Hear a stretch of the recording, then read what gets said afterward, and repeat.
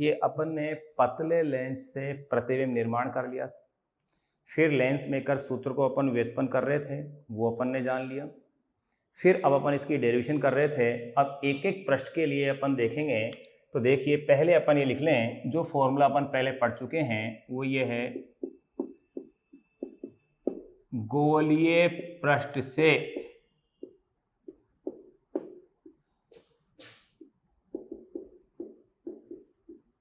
अपवर्तन के लिए, गोलीय पृष्ठ से अपवर्तन के लिए आपके पास फॉर्मूला ये था कि गोलीय पृष्ठ के पदार्थ का अपवर्तनांक अगर μ2 है, गोलीय पृष्ठ के पदार्थ का अपवर्तनांक μ2 है और उसके बाहर के माध्यम का अपवर्तनांक अगर μ1 है, तो इसके लिए ये फॉर्मूला आपके पास आया था, μ2 अपॉन में v माइनस μ1 अपॉन में u is equal to μ2 minus μ1 upon में r। ये आपके पास फॉर्मूला था, जहां r गोलीय अपवर्तक, गोलीय अपवर्तक पृष्ठ की वक्रता त्रिज्या थी, v उससे प्रतिबिंब की दूरी थी और u बिंब की दूरी थी। ये अपने पास फॉर्मूला आया था। अब अपन ये जो अपने पास पतला लेंस है उसके एक एक पृष्ठ के लिए बातें करते हैं। तो देखिए, पृष्ठ x p1y से अपवर्तन के लिए, पहले अपन पहले वाले पृष्ठ से अपवर्तन कर रहे हैं x p1y से अपवर्तन के लिए। अगर इसके लिए आप देखें तो देखिए, ये पृष्ठ कैसे था, यह गोलीय अपवर्तक पृष्ठ ये था x p1 और ये y था। आपने इसमें देखा, यहाँ अगर मैं इसे यूँ लेता हूँ तो देखिएगा, यहाँ इसका वक्रता केंद्र C था। ध्यान रहे, आप इसके अगर दोनों पृष्ठों को यूँ मिलाते हो तो इस स्थिति के अंदर ये पूरा लेंस आपको दिखाई दे रहा है। और एक मोटा लेंस दिखता है, लेकिन मैंने क्या कहा, मोटा जरूर बनाया है, लेकिन अपन को किस लेंस के लिए डेरिवेशन करनी है, पतले लेंस के लिए करनी है। यानी ये लेंस अपने लिए कैसा है, पतला लेंस है। फिर देखिएगा, आपने यहाँ पर किसी एक बिंब को यहाँ रखा हुआ था, यहाँ से ये कोई प्रकाश की किरण इसके ये पृष्ठ A पर आपतित हुई थी। यहाँ प्रकाश की किरण विरल से सघन में जानी है, विरल से इस पृष्ठ के अंदर जानी है, यानी सघन माध्यम में। तो यहाँ पर क्या होना है, इसका अपवर्तन। तो देखो, ये अभिलंब जो आपने डाला है N1C1, बिल्कुल यही होगा N1C1। यहाँ फिर आपने क्या देखा कि अगर इधर का ये प्रश्न नहीं है, अपन यही लेके चल रहे हैं, तो अब ये प्रकाश की किरण जानी ऐसे चाहिए थी, लेकिन विरल से सघन की वजह से अभिलंब की ओर क्या हो रही है, झुक रही है, और ये इस प्रकार से चली जाएगी। यानी कि ये कहाँ आ जाएगी, I डैश पर। अब इस वाले भाग के लिए देखो, यहाँ बाहर माध्यम का अपवर्तनांक μm है और लेंस के पदार्थ का अपवर्तनांक क्या है, μl है। तो मैंने क्या कहा, पृष्ठ x p1y से अपवर्तन के लिए, इसके लिए वक्रता त्रिज्या की बात करें तो इस पृष्ठ की वक्रता त्रिज्या होगी r1। इस पृष्ठ के लिए वक्रता त्रिज्या कितनी हो गई, r1, जो कि कहाँ से कहाँ तक, p1 से c1। लेकिन आप इसे c से c1 कहेंगे तो भी गलत नहीं होगी, क्योंकि लेंस कैसा है, पतला लेंस है। फिर देखो, इस पृष्ठ के लिए अपन इस फॉर्मूले को अप्लाई करते हैं। तो पहला तो ये देखो, प्रकाशीय केंद्र से ये दूरी क्या हो जाएगी, u, क्योंकि इस बिंब की लेंस से दूरी क्या है, u है, यानी कि लेंस से बिंब की दूरी को अपन u से शो करते हैं। फिर ये जो दूरी बन जाएगी लेंस से, ये हो जाएगी प्रतिबिंब दूरी v, लेकिन आई डैश के लिए मैं इसे किससे शो कर रहा हूँ, v डैश से। तो ये आपके पास v डैश आ गई। अब ये जो पृष्ठ x p1y से अपन ने अपवर्तन ले लिया है, अब इस पृष्ठ के लिए देखेगा इस फॉर्मूले के अकॉर्डिंग पहला माध्यम कौन सा है, म्यू एम है, यानी कि म्यू 1 इसका मान क्या लिखोगे, म्यू एम लिखोगे। म्यू 1 का मान तो क्या आ जाएगा, म्यू एम आ जाएगा। फिर आ जाएं आप म्यू 2, यानी कि दूसरा माध्यम, ये हो जाएगा म्यू एल। फिर देखिएगा प्रतिबिंब दूरी, तो इसके लिए प्रतिबिंब दूरी v की जगह क्या मान आ जाएगा, v डैश। एंड अपन देखें बिंब दूरी u, तो यहाँ तो u का मान किसके इक्वल है, u के ही इक्वल है। तो मैंने क्या कहा, पृष्ठ x p1y से अपवर्तन के लिए म्यू 1 का मान म्यू एम होगा, म्यू 2 का मान म्यू एल होगा, क्योंकि प्रकाश इससे इसमें जा रहा है तो दूसरा माध्यम यही तो हुआ, लेंस के इस वाले पृष्ठ का माध्यम हो गया। v का मान v डैश हो गया इस पृष्ठ के लिए, u का मान u है ये इसमें, तो इसमें तो कोई संशोधन नहीं है। तो इसकी जो समीकरण बन जाएगी वो ये बन जाएगी, देखो। इसलिए म्यू 2 की जगह क्या लिखोगे आप इसमें, म्यू एल, यानी लेंस के पदार्थ का अपवर्तनांक। v के स्थान पर क्या लिखोगे, v डैश माइनस म्यू 1 जो कि हो जाएगा म्यू एम। फिर आते हैं u का मान u ही है, इजिकल टू, फिर ये म्यू 2 यानी कि म्यू एल, म्यू 1 यानी कि म्यू एम, और इस पृष्ठ के लिए वक्रता त्रिज्या क्या थी, r1। तो ये आपके पास आ गई समीकरण नंबर 1। इस पृष्ठ से जब अपन ने अपवर्तन जाना तो अपने पास ये समीकरण नंबर आ गई है 1। म्यू एल अपोन में v dash minus mu M upon में u is equal to mu L minus mu M upon में r1। ये आपके पास समीकरण नंबर 1 आ गई। इसी प्रकार से अपन अब बातें करेंगे पृष्ठ x p2y के लिए, तो वो बातें अपन इधर करते हैं। पृष्ठ x p2y से अपवर्तन। अगर इस पृष्ठ से अपवर्तन देखें तो वो क्या और किस तरह से आ रहा है वो देखिएगा। ये पृष्ठ रहा, ये मैंने अक्ष बना दी है x p2 और ये y। अब यहां इसके इस बिंदु पर वो अपवर्तित किरण थी, देखो यहां पर ये बिंदु तो हो गया था A, अपन पहले चित्र बना चुके थे। फिर ये प्रकाश किरण यूं अगर मैं इसे ले रहा हूं, देखो ऐसे ऐसे यहां इस तरह से, तो ये प्रकाशी अपवर्तित किरण यहां आती हुई यहां इस बिंदु पर आती है। इस बिंदु का क्या नाम लिया था मैंने उस समय, B, तो यानी कि ये बिंदु B है। बिंदु B से अब प्रकाश की किरण यानी बाहर आ रही है, अर्थात लेंस से बाहर वायु में प्रकाश की किरण आ रही है। अगर बाहर लेंस से बाहर वायु में प्रकाश की किरण आ रही है यानी सघन से विरल माध्यम में आ रही है, तो इसका फिर अपवर्तन है। तो देखिए यहाँ क्या करना पड़ेगा आपको, इस बिंदु B के ऊपर एक अभिलंब लेना होगा। ये अभिलंब हो गया है N2C2 और प्रकाश की किरण इस बिंदु B पर अपवर्तित किरण यूं थी। अब देखिए सघन से विरल माध्यम में जा रही है प्रकाश की किरण भी, सघन से विरल माध्यम में यानी अभिलंब से दूर हटेगी।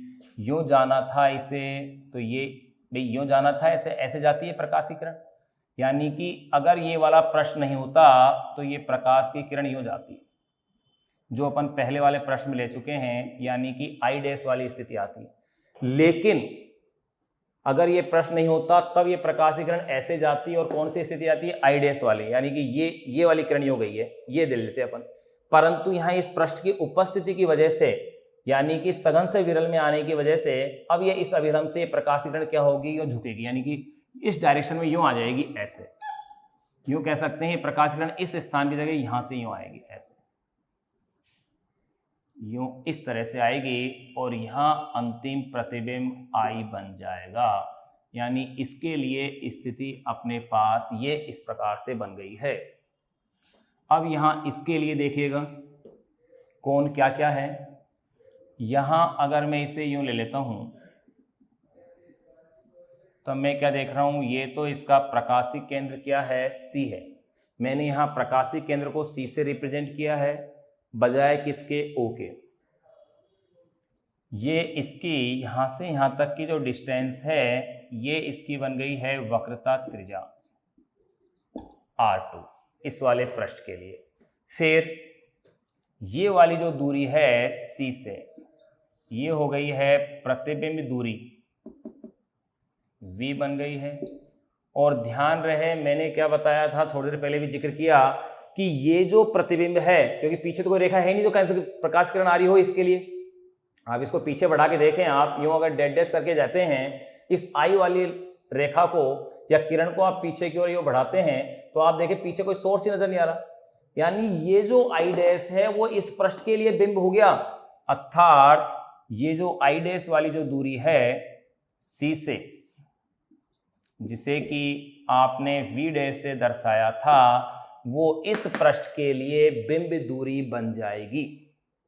ये वाली जो है इस पृष्ठ के लिए क्या बन जाएगी, बिंब दूरी। तो देखो पृष्ठ XP2Y से अपवर्तन के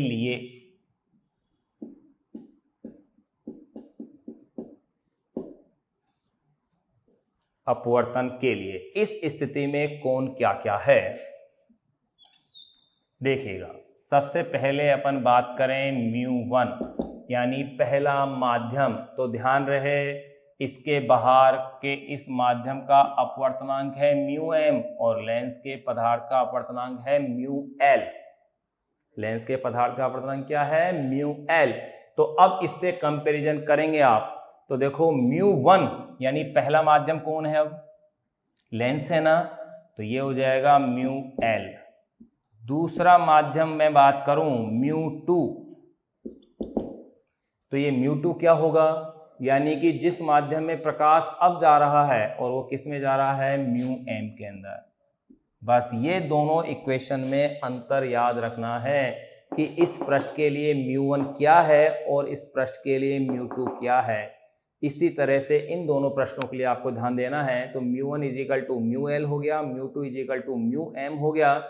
फिर अपन देखें प्रतिबिंब, तो v का मान v ही आ रहा है इस पृष्ठ के लिए, तो लेकिन आप देखें बिंब दूरी, तो ये इसके लिए बिंब दूरी किसके इक्वल हो जाएगी, v डैश की। बस ये पॉइंट आपको इसमें ध्यान रखने हैं इस पूरी डेरिवेशन को करने के लिए। जहां आपने ये देख लिया कि इस पृष्ठ के लिए तो μ1 का मान μm है, लेकिन उस पृष्ठ के लिए μ1 का मान μl है। इस पृष्ठ के लिए μ2 = l है, तो उसके लिए μ2 = μm है। इस पृष्ठ के लिए v का मान v डैश है, तो उस पृष्ठ के लिए v का मान v के इक्वल है। इस पृष्ठ के लिए u का मान u है, तो उस पृष्ठ के लिए u का मान v डैश है।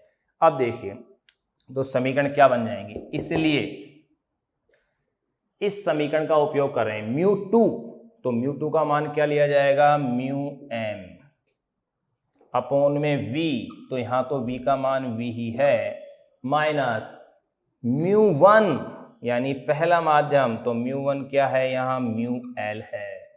फिर है u, तो ध्यान रहे u का मान किसके बराबर लिया हुआ है, v डैश के, = μ2 माइनस μ1 यानी कि μm माइनस μl, क्योंकि यहाँ μ1 का मतलब क्या है, μl। फिर आते हैं अपन r, तो यहाँ इधर की वक्रता त्रिज्या क्या ली गई है, r2। ये आपके पास आ गई है समीकरण नंबर ये 1 थी, और ये हो जाएगी समीकरण नंबर 2।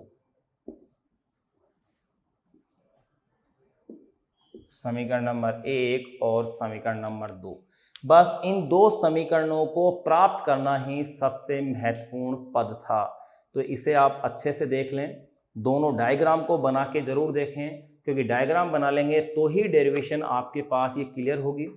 डायग्राम को बनाने के बाद फिर आप उसकी इस फॉर्मूले के अकॉर्डिंग ये वैल्यूज़ चेक करें, उन वैल्यूज़ को सही रखें, और समीकरण नंबर 1 और समीकरण नंबर 2 अगर आपके पास सही आ गई तो ये पूरी डेरिवेशन अपने पास बहुत अच्छे से हो जाएगी। अब देखिए, अब आपके पास अगली स्टेप क्या है भाई, अपन ने दोनों ही पृष्ठों से अपन ने देख लिया कि 2 समीकरण अपने पास आ गई है। अब केवल एक काम है, इन दोनों समीकरणों को आप ऐड कर दीजिए, दोनों को आप जोड़ दीजिए। तो इनको जोड़ने के बाद जब इसे अपन हल करेंगे तो अपने पास अपनी इक्वेशन आ जाएगी। तो नेक्स्ट जो स्टेप होगी वो होगी समीकरण 1 व समीकरण 2 को जोड़ने पर।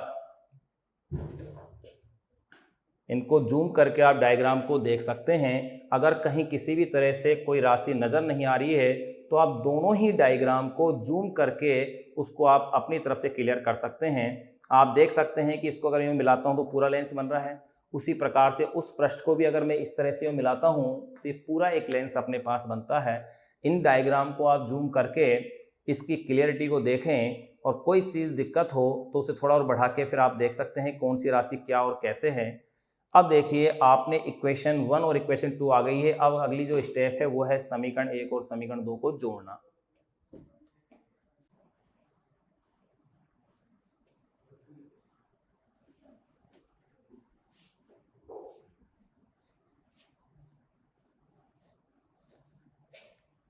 देखिए, आगे की स्टेप क्या आएगी, आप अगर गौर करते हैं तो समीकरण नंबर 3 को देखिए आप, ये आपके पास समीकरण नंबर 3 है और ये आपके पास समीकरण नंबर 4 है। दोनों समीकरणों को अगर आप देखते हैं तो दोनों की एक विशेषता है कि दोनों का दायां पक्ष समान है, दोनों का RHS दायां पक्ष समान है। इसका मतलब बायां पक्ष भी क्या होना चाहिए, समान होना चाहिए। तो अपन यूँ कह सकते हैं समीकरण 3 वे समीकरण 4 की तुलना द्वारा, यानी समीकरण 3 और समीकरण 4 की अगर आप तुलना करते हैं तो आपके पास क्या समीकरण बनती है। तो देखिए, समीकरण ऐसे बनेगी कि 1 में जो f है इसका मान ये है, इसकी जगह क्या लिखा जाएगा 1/v माइनस 1/u। तो ये इक्वेशन बन गई है 1/f, या यूं भी कह दो आप इसे कि 1/v minus 1/u is equal to ये है। तो इसकी वैल्यू किसके इक्वल है, पूरे की 1/f के, यानी कि 1/v minus 1/u is equal to 1/f, या यूं कह दीजिए 1/f is equal to 1/v 1/u। बात एक ही है। ये आ गई है इक्वेशन नंबर आपके पास 6, जिसे लेंस सूत्र या पतले लेंस के लिए सूत्र भी कहते हैं। देखिए, समीकरण 6 लेंस सूत्र है। तो ध्यान रहे, मैं फिर से कह रहा हूं, समीकरण 6 लेंस सूत्र है, मतलब ये पतले लेंस के लिए ही लेंस सूत्र है। समीकरण 6 लेंस सूत्र है जो कि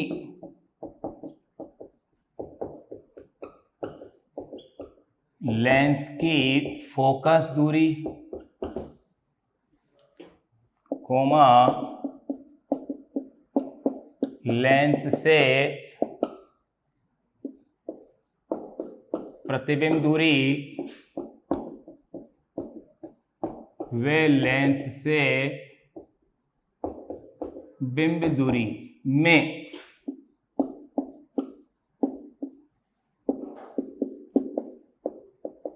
संबंध को दर्शाता है। ये अपने पास लेंस सूत्र आ गया। ध्यान रहे, ऐसा ही एक अपन ने दर्पण सूत्र पढ़ा था, लेकिन वहां क्या था 1/f is equal to 1/v plus u था, और यहाँ क्या आ रहा है, प्लस के स्थान पर माइनस आ रहा है। ये समीकरण 6 अपन ने लेंस सूत्र है जो कि लेंस की फोकस दूरी, लेंस से प्रतिबिंब दूरी व लेंस से बिंब दूरी में संबंध को दर्शाता है। तथा यह उत्तल व अवतल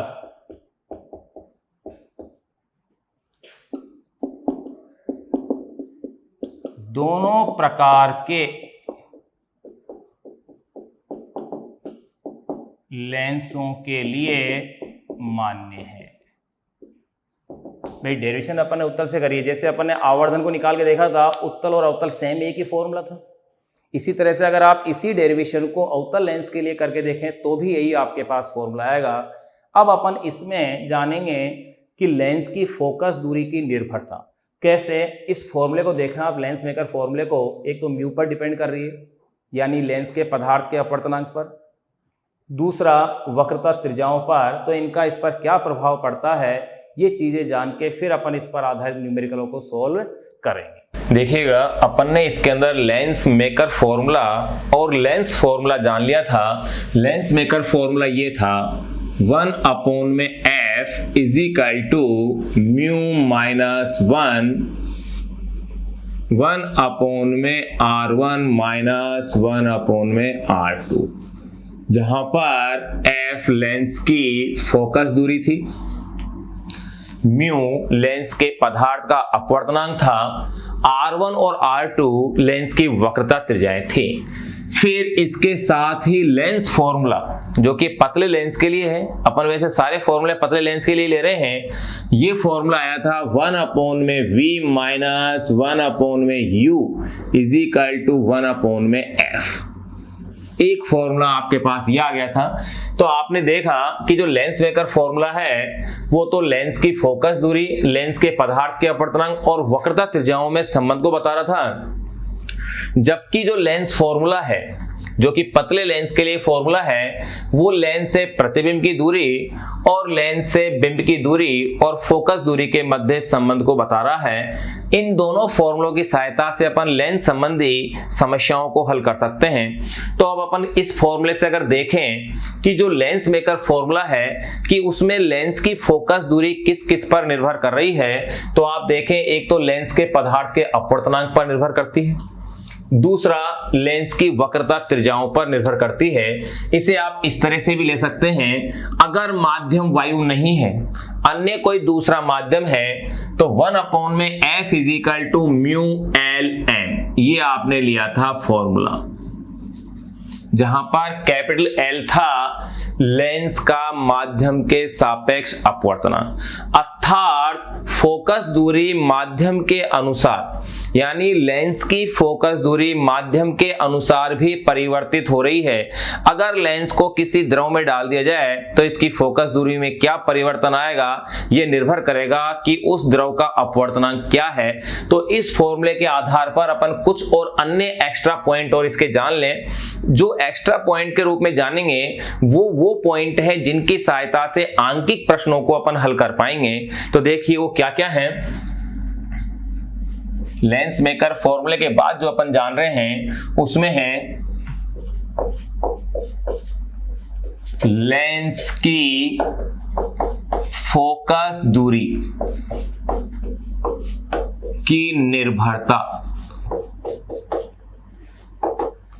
देखिए लेंस की फोकस दूरी की निर्भरता, इसका अपन इस नाम से इस टॉपिक को पढ़ रहे हैं। तो देखो इस जो अपने पास जो फॉर्मूला है वो है 1/f is equal to mu L M minus 1। तो देखो कैसे लिखेंगे, लेंस मेकर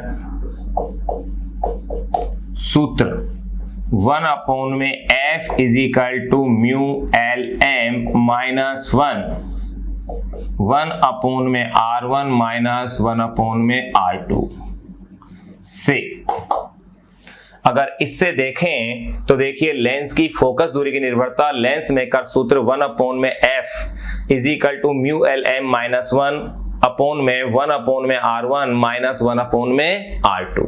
इससे क्या देख रहे हैं कि फोकस दूरी की निर्भरता किस किस पर आ रही है, लेंस के पदार्थ के अपवर्तनांक और वक्रता त्रिज्याओं पर। सूत्र से स्पष्ट है कि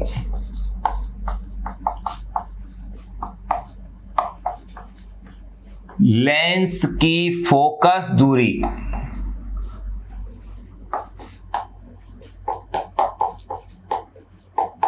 लेंस के पदार्थ के अपवर्तनांक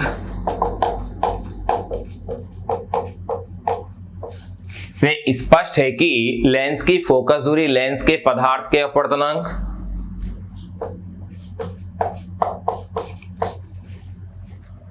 और इसका अपवर्तनांक किस पर डिपेंड करेगा, माध्यम के अनुसार चेंज होगा। लेंस के बाहर के माध्यम एवं लेंस की वक्रता त्रिज्याओं पर निर्भर। तो देखो क्या लिखा, लेंस मेकर सूत्र 1/f is equal to mu L M minus 1/r1 minus 1/r2 से स्पष्ट है कि लेंस की फोकस दूरी लेंस के पदार्थ के अपवर्तनांक, लेंस के बाहर के माध्यम एवं लेंस की वक्रता त्रिज्याओं पर निर्भर करती है। लेंस मेकर सूत्र से स्पष्ट है कि लेंस की फोकस दूरी यानी कि वक्र त्रिज्याओं पर निर्भर करती है। अब इसमें से एक एक निर्भरता को अपन इसमें डिस्कस करते हैं। पहले अपन देखेंगे लेंस के पदार्थ के अपवर्तनांक पर निर्भरता कैसे आती है अगर लेंस की वक्रता त्रिज्याओं को नियत रखा जाए उस स्थिति के अंदर।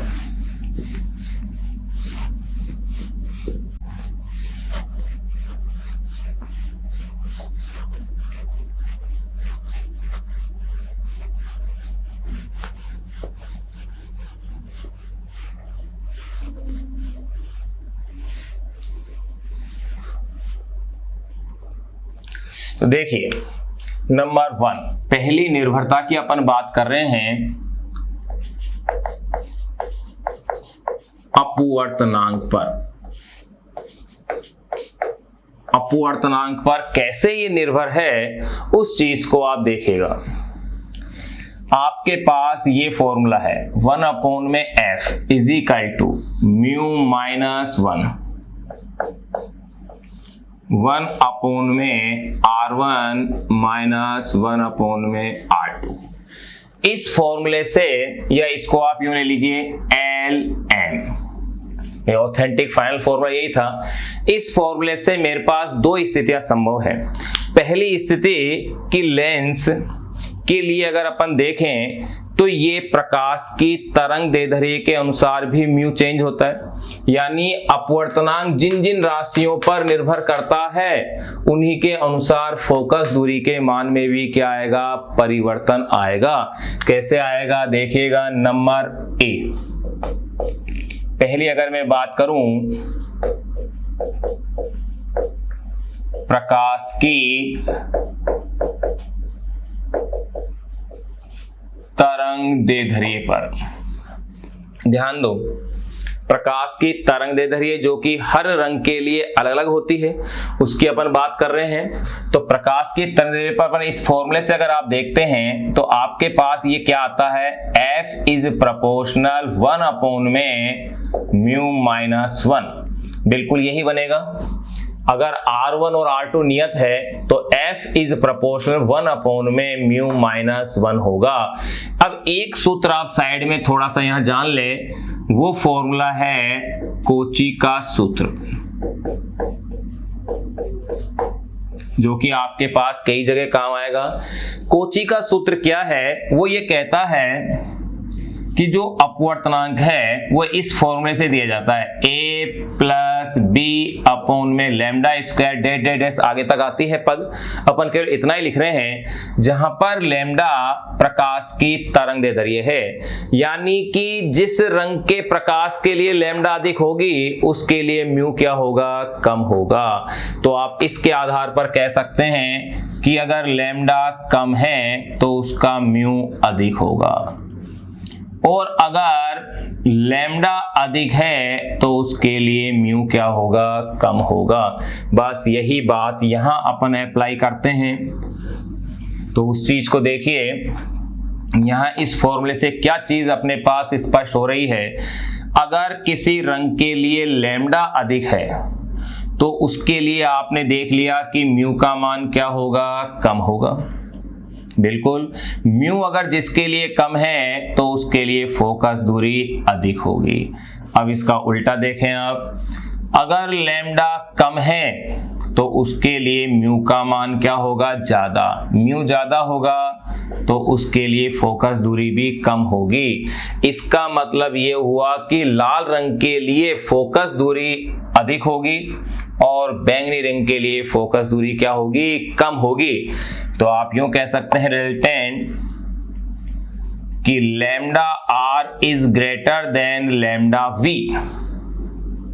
चूंकि lambda R is greater than lambda V, इसलिए एफ आर, जिस रंग के लिए लैम्डा अधिक उसके लिए फोकस दूरी अधिक, इसलिए lambda R is greater than lambda V, यानी लाल रंग की तरंग दैर्ध्य अधिकतम है तो इस रंग के लिए फोकस दूरी भी अधिकतम होगी, और बैंगनी रंग के लिए तरंग दैर्ध्य न्यूनतम है तो इसके लिए फोकस दूरी भी क्या होगी, न्यूनतम होगी। अब आप इसी में देखें, अगर आप इससे अगर फॉर्मूला बनाना चाहें तो आप इस तरह से फॉर्मूला बना सकते हैं कि अगर मैं लाल रंग के लिए लेता हूं एफ आर और बैंगनी रंग के लिए लेता हूं मैं एफ वी, तो इस स्थिति में ये फॉर्मूला इस प्रकार से बन जाएगा, व्युत्क्रमानुपाती रूप में है तो ये म्यू आर -1 म्यू वी -1, ये आपके पास एक फॉर्मूला ये बन गया है।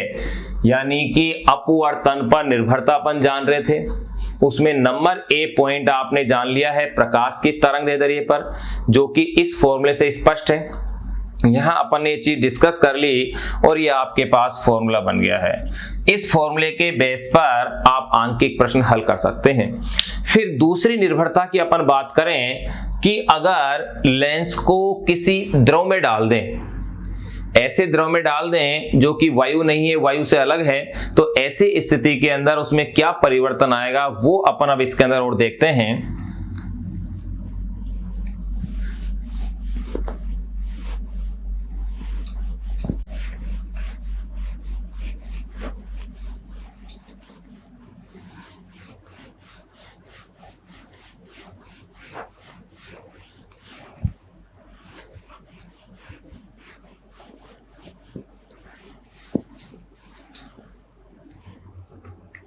तो देखिए, नंबर ए आपने जान ली है अपवर्तनांक की निर्भरता, जिसमें कि प्रकाश की तरंग दैर्ध्य के अनुसार लेंस की फोकस दूरी में कैसे परिवर्तन आ रहा था वो आपने जान लिया था। अब आप जानेंगे कि अगर लेंस को किसी द्रव में डुबो दिया जाए तो क्या फर्क आएगा।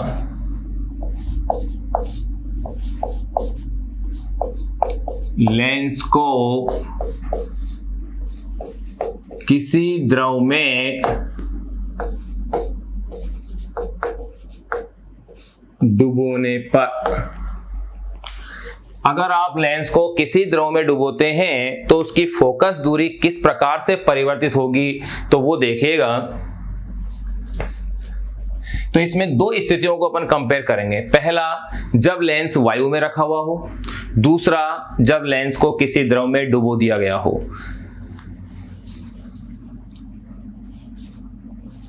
जब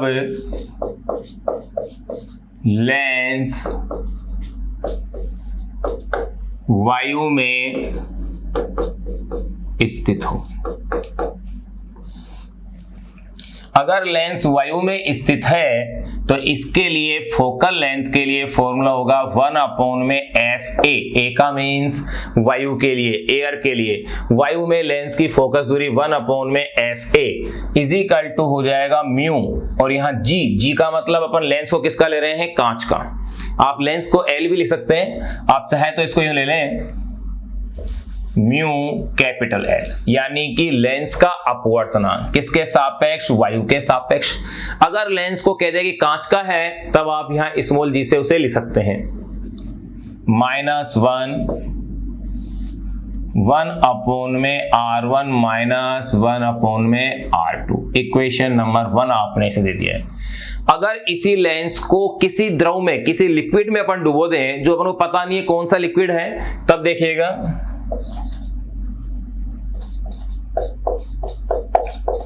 जब लेंस को किसी द्रव में डुबोया गया हो, जब लेंस को किसी द्रव में डुबोया गया हो, अगर किसी द्रव में डुबोते हैं तब ये 1/FL, ध्यान रहे स्मॉल एल से लिख रहा हूं, स्मॉल एल का मीन्स किसी लिक्विड, स्मॉल एल का मीन्स है लिक्विड और ए का मीन्स है एयर, तो किसी लिक्विड में, किसी द्रव के अंदर इसकी फोकल लेंथ का फॉर्मूला ये बन जाएगा mu capital L small L, यानी अब लेंस के पदार्थ का अपवर्तनांक किसके सापेक्ष, द्रव के सापेक्ष। यहां क्या था, लेंस के पदार्थ का अपवर्तनांक वायु के सापेक्ष, और यहां हो गया है लेंस के पदार्थ का अपवर्तनांक द्रव के सापेक्ष, किसी लिक्विड के सापेक्ष, -1/R1 -1/R2। इक्वेशन नंबर ये आ गई है आपके पास 2।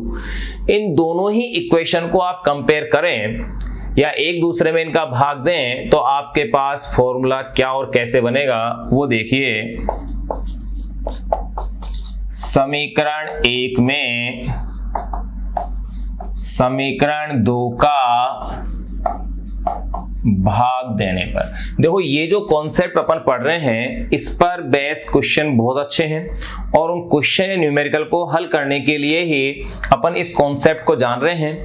इस पर बेस क्वेश्चन जो भी बोर्ड की एग्जाम हुई थी 2020 13 मार्च को, जो फिजिक्स का पेपर था 13 मार्च 2020 को, उसमें जो एक 2 नंबर का न्यूमेरिकल आया था वो न्यूमेरिकल इसी कॉन्सेप्ट पर बेस था, जिसका कि जिक्र अपन इसमें आगे करेंगे।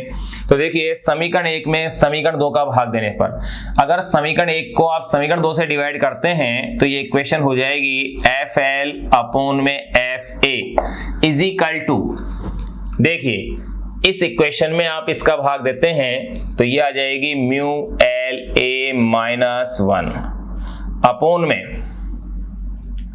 Mu capital L small L -1। ये आपके पास इक्वेशन आ जाएगी। वेरी वेरी इंपॉर्टेंट इक्वेशन अपने पास आ गई है। समीकरण 1 में समीकरण 2 का आप क्या दे रहे हैं, भाग। अब यहां गौर करने वाली चीज आप देखिए, गौर करने वाली बात क्या है, पहला तो ये ध्यान रहे कि ये अपवर्तनांक है लेंस का वायु के सापेक्ष और ये अपवर्तनांक है लेंस का द्रव के सापेक्ष। क्वेश्चन में आपको लेंस का द्रव के सापेक्ष अपवर्तनांक नहीं दिया होता है, न्यूमेरिकल में क्या दिया होता है, लेंस का वायु के सापेक्ष अपवर्तनांक दिया होता है और द्रव का वायु के सापेक्ष अपवर्तनांक दिया होता है।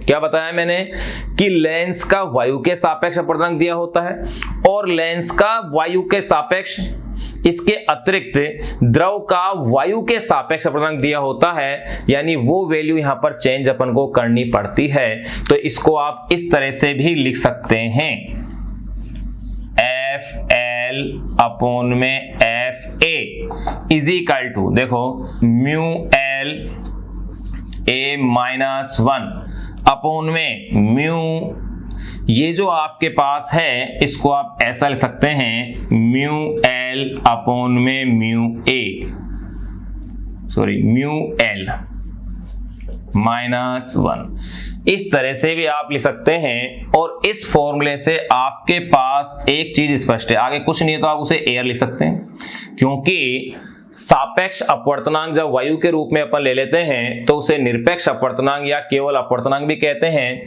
तो ये म्यू एल ए, ये अपने पास ये फॉर्मूला इस फॉर्मेट के अंदर भी ये आ गया है। इस फॉर्मूले से क्या चीज स्पष्ट हो रही है वो आप देखिएगा, ये जो अपवर्तनांक की वैल्यू होगी ये हमेशा कम होगी और ये क्या होगी, ज्यादा होगी। कैसे, एक एग्जाम्पल से देख लो आप इसे। जैसे अगर मैंने मान लिया कि द्रव पानी है, द्रव क्या है, पानी है, और लेंस बना हुआ है कांच का, तो आपको अच्छे से पता है कि कांच का अपवर्तनांक 1.5 है वायु के सापेक्ष, यानी कि म्यू एल ए की वैल्यू 1.5 हो गई। लेकिन अगर लेंस की, फिर देखो, और अगर मैं द्रव क्या है, पानी है, तो पानी का वायु के सापेक्ष अपवर्तनांक क्या होता है, 1.33, यानी कि ये मान इस मान से क्या हुआ, कम ही हुआ। तो आप यूं कह सकते हैं कि इसी फॉर्मूले को अगर आपको किसी द्रव के अंदर फोकस दूरी ज्ञात करवा रहे हैं तो FL is equal to A mu L A -1 upon में म्यू एल ए अपॉन में mu small L A -1 into F A. यहां ये आपके पास ये एक फॉर्मूला आ गया है जिससे आप ये कह सकते हैं कि F L is greater then F A होगा। अर्थात ये कहा जा सकता है कि किसी लेंस को अगर किसी द्रव में डुबाया जाए तो उसकी फोकस दूरी के मान में क्या होती है, वृद्धि होती है। यानी किसी लेंस को किसी द्रव में डुबाया जाए तो उसकी फोकस दूरी सदैव क्या होती है, बढ़ती है। अगर एग्जाम्पल अपन ये लें कि कांच का कोई लेंस है, कांच का कोई लेंस है और अगर उस लेंस को पानी में डुबोया गया है, द्रव के रूप में पानी ले लें, तो उसकी फोकस दूरी लगभग 4 गुनी हो जाती है। अगर 24 सेंटीमीटर फोकस दूरी दी हुई है तो इसको 4 से आप मल्टीप्लाई कर लें, ये पानी में डालने पर हो जाएगी 96 सेंटीमीटर। इतना उसके अंदर चेंज आ जाता है। अब देखो इसमें अपन कॉन्सेप्ट, इसके भी अलग अलग स्थितियां हो सकती है। ये जो अपन ने बी पॉइंट पढ़ा है कि लेंस को किसी द्रव में डुबोने पर लेंस पर क्या प्रभाव पड़ रहा है, तो ये आपने सीख लिया कि लेंस की फोकस दूरी में क्या हो रही है, वृद्धि हो रही है। किस तरह की वृद्धि हो रही है ये अपन फॉर्मूले से भी निकाल सकते हैं। स्मॉल एल लिक्विड के लिए, कैपिटल एल लेंस के लिए, शब्द अपन काम में ले रहे हैं। फिर यहाँ आपने देख लिया कि किसी द्रव में लेंस को डुबोने पर लेंस की फोकस दूरी में क्या हो रही है, वृद्धि हो रही है। तो अपन क्या कह सकते हैं कि लेंस की फोकस दूरी ऐसी स्थिति में क्या हो रही है, बढ़ रही है। फिर इसकी 3 स्थितियां क्या हैं। पहली स्थिति यह बन सकती है कि लेंस ऐसे द्रव में डाला जाए जिसका अपवर्तनांक लेंस के पदार्थ के अपवर्तनांक से कम हो। अगर ऐसा है तो ये जो फोकस दूरी आएगी द्रव की वो वही आएगी, यानी अगर चिन्ह के रूप में धनात्मक है तो धनात्मक, ऋणात्मक है तो ऋणात्मक। कहने का तात्पर्य यह है कि लेंस की प्रकृति में कोई परिवर्तन नहीं आएगा। अर्थात उत्तल लेंस की भांति व्यवहार करेगा और अवतल लेंस की भांति व्यवहार करेगा। लेकिन अगर इसी लेंस को ऐसे द्रव में डाल दिया जाए कि जिसका अपवर्तनांक लेंस के पदार्थ के अपवर्तनांक से ज्यादा हो, अर्थात लेंस की तुलना में अधिक सघन माध्यम हो, तो ऐसी स्थिति में लेंस की प्रकृति विपरीत हो जाती है, परिवर्तित हो जाती है। अर्थात उत्तल लेंस का व्यवहार अवतल लेंस की भांति हो जाता है और अवतल लेंस का व्यवहार उत्तल लेंस की भांति हो जाता है। अब इन दोनों कॉन्सेप्ट के एग्जाम्पल देखो। पहला कॉन्सेप्ट मैंने क्या बताया कि अगर लेंस को ऐसे द्रव में अपन डालें जिसका अपवर्तनांक लेंस के पदार्थ के अपवर्तनांक से कम हो तो लेंस की प्रकृति में कोई परिवर्तन नहीं आ रहा था। इसका एग्जाम्पल है कि पानी की बूंद वायु में, पानी की जो बूंद होती है वो पूर्णतः इस प्रकार ये गोलाकार रूप के अंदर है, ये कोई पानी की बूंद है। अगर वायु के अंदर पानी की बूंद है तो आप देखेंगे इसका जो व्यवहार होगा उत्तल लेंस की तरह होगा, क्योंकि वायु कैसी है, विरल है, और ये कैसा है, वायु की तुलना में पानी सघन हो गया। तो पानी की बूंद का व्यवहार उत्तल लेंस की भांति होता है। इसको आप ऐसे भी देख सकते हैं, जैसे कोई प्रकाश की किरण आती है तो आप देखें, गौर करें, बाहर का माध्यम विरल है और भीतर का माध्यम कैसा है, इसका सघन है। यानी कि विरल माध्यम से सघन माध्यम में जब कोई प्रकाश की किरण जाती है तो यहां आप जब प्रकाश की किरण, यहां अगर आप अभिलंब डालते हैं तो आप देखेंगे कि विरल से सघन माध्यम में प्रकाश की किरण के जाने पर वो अभिलंब की ओर झुकेगी, क्योंकि विरल से सघन माध्यम जाने पर प्रकाश कहां झुकता है, अभिलंब की ओर। अपवर्तन होने पर, क्योंकि माध्यम चेंज हो रहा है, विरल से सघन हो गया तो अभिलंब की ओर झुकेगी। और इस झुकाने का व्यवहार किसका है, कॉन्वेक्स लेंस का, उत्तल लेंस का। यानी कि इसका व्यवहार कैसा हो जाएगा, उत्तल लेंस की भांति हो जाएगा। लेकिन इसके विपरीत ये कह दिया जाए कि पानी के अंदर कोई वायु का बुलबुला बन गया है, पानी के अंदर कोई वायु का बुलबुला है। अब देखिए ये भी सेम वैसे ही गोलाकार रूप में है, लेकिन अब स्थिति कौन सी आ गई, सेकंड वाली जो मैंने बताई थी कि अगर लेंस को ऐसे द्रव में डाला जाए जिसका अपवर्तनांक लेंस के पदार्थ के अपवर्तनांक से ज्यादा हो। अगर लेंस को ऐसे द्रव में डाला जाए जिसका अपवर्तनांक लेंस के पदार्थ के अपवर्तनांक से ज्यादा हो तो लेंस की प्रकृति पलट जाती है। अर्थात उत्तल लेंस का व्यवहार अवतल लेंस की भांति हो जाता है और अवतल लेंस का व्यवहार उत्तल लेंस की भांति हो जाता है। इसका एग्जाम्पल है पानी के अंदर वायु का बुलबुला। कैसे, देखो यहां अगर आप देख रहे हैं तो ये उत्तल लेंस की तरह प्रतीत हो रहा है, और यहाँ ये आप क्या देख रहे हैं, बाहर का माध्यम सघन है, पानी है, और ये बुलबुला किसका बना हुआ है, एयर बबल है, वायु का है। इसका मतलब इसका अपवर्तनांक इस बाहर पानी के अपवर्तनांक की तुलना में क्या है, कम, यानी बाहर सघन माध्यम हो गया और भीतर कैसा हो गया, विरल माध्यम। अब प्रकाश सघन से विरल में जाएगी तो अभिलंब से क्या होगी, दूर हटेगी ऐसे, और अभिलंब से अगर दूर हटती है प्रकाश की किरण, और प्रकाश की किरण को फैलाने की प्रकृति यानी कि अपसरित करने की प्रकृति किसकी होती है, अवतल लेंस की। तो ऐसी स्थिति के अंदर ये कैसा व्यवहार हो गया, इसका अवतल लेंस की भांति व्यवहार हो गया। ये चीज आपने जान ली है कि इसका जो व्यवहार होगा अब अवतल लेंस की भांति हो जाएगा। तो अपन ने ये कॉन्सेप्ट जान लिया कि अगर लेंस को ऐसे द्रव में डाला जाए जिसका अपवर्तनांक लेंस के पदार्थ के अपवर्तनांक से कम हो, तब तो उसकी प्रकृति में कोई चेंज नहीं आ रहा है, यानी उत्तल उत्तल रहेगा, अवतल अवतल रहेगा। अर्थात अभिसारी लेंस की प्रकृति को दर्शाएगा, अपसारी लेंस अपसारी प्रकृति को दर्शाएगा। लेकिन अगर माध्यम का अपवर्तनांक लेंस के पदार्थ के अपवर्तनांक से अधिक है तो ऐसी स्थिति में इनकी प्रकृति में परिवर्तन आ जाता है, अर्थात उत्तल लेंस का व्यवहार अवतल लेंस की भांति होता है और अवतल लेंस का व्यवहार उत्तल लेंस की भांति होता है।